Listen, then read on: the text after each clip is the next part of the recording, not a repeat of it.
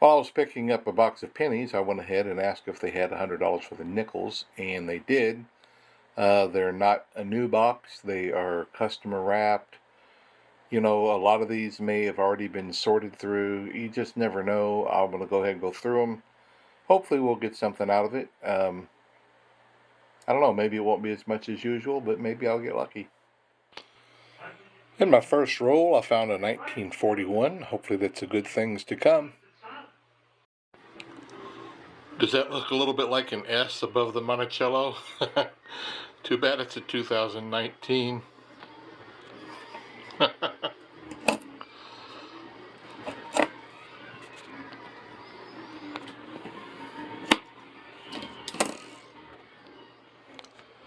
In one of these rolls where I thought maybe they'd already sorted through them, I did find a 1947, so maybe that's a good sign. Maybe they only wanted silver. Who knows?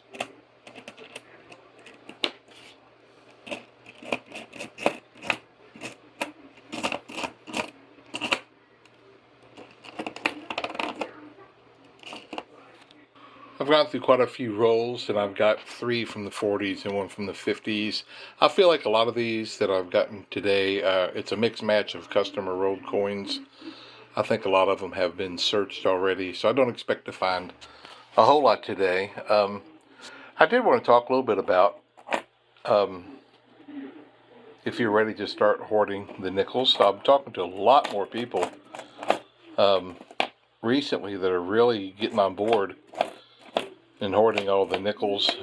Right now, the nickels are worth just barely over 6 cents each. And I'm just not quite ready to go full on board yet. I look for the silver, and I keep everything from 1959 and older.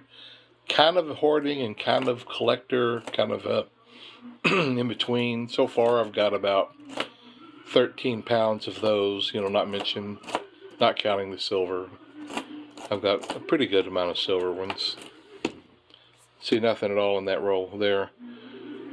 So the question is, are you ready to jump on board with this? They're 75% copper and 25% nickel. So the value definitely will go up. Right now, I'm still going to take most of my money that I have, instead of putting it in the nickels at over 6 cents, is to keep looking for the silver and the copper pennies, which are worth over 2.5 cents each. And I will get the older nickels and start putting them away.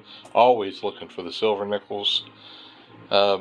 Another one, if you're interested in getting into this, that you want to look for is the 2009, because it's way lower mintage and you're going to have a hard time finding them.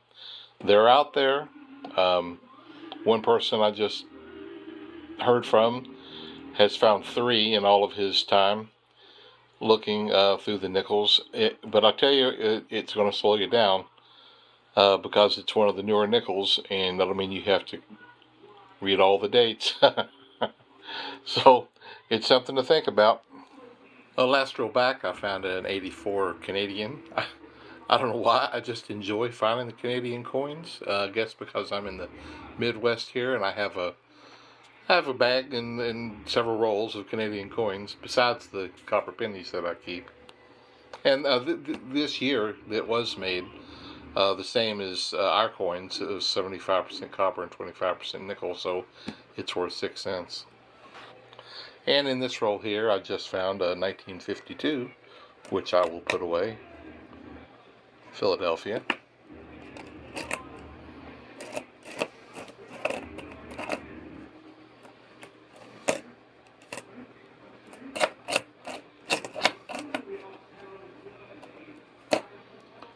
I'm not expecting to find a silver today, but it sure would be fun.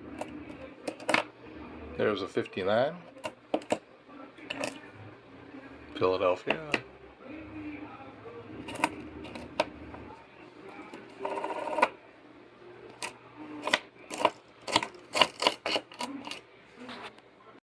Just from my observation and inclination, if you go and buy a bunch of nickels and they happen to have customer rolled, I looked for more things like this because it just could be random stuff that people have rolled from a collection and who knows what. These right here look like and I'm not finding hardly anything in them.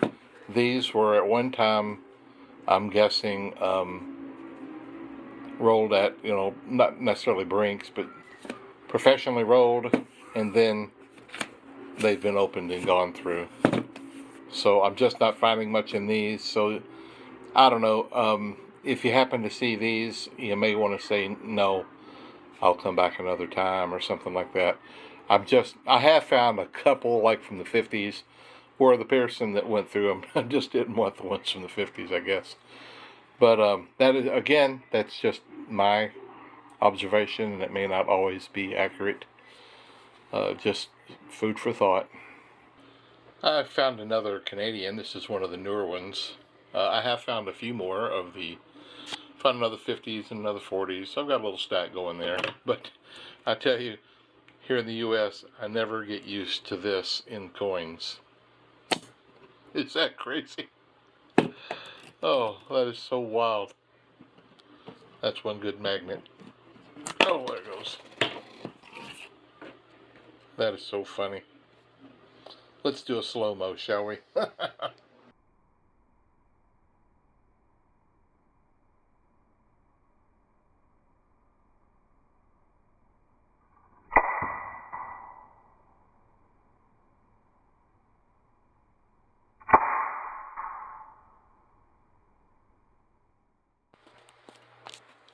Whenever you're at the bank and you pick up custom or rolled coins, so it's certainly risky. When you get the sealed box from the bank, you know you're getting a good mix of a lot of return stuff. With these, they could all be coins that have already been sorted through. You might find the best find of your life. That's not going to be very often. But you could find more often than not coins that have been sorted through and pulled the more collectible stuff out. So just keep that in mind when you're at the bank and you ask if they've got nickels to buy.